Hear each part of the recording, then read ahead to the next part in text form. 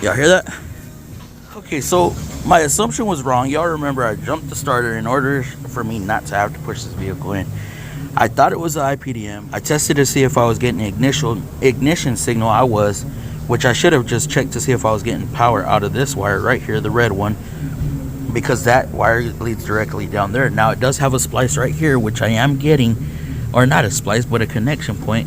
And this wire right here goes directly to the starter solenoid itself. So I should have paid attention to this right here. Now this is why I wanted to verify something before I actually went ahead and recommended the IPDM, because I'm getting paid for this diagnosis. I'm not just gonna guess at it. Again, I should have paid attention to this, because this harness was already torn apart. I'm moving it. Y'all see that? There is something going on in this harness.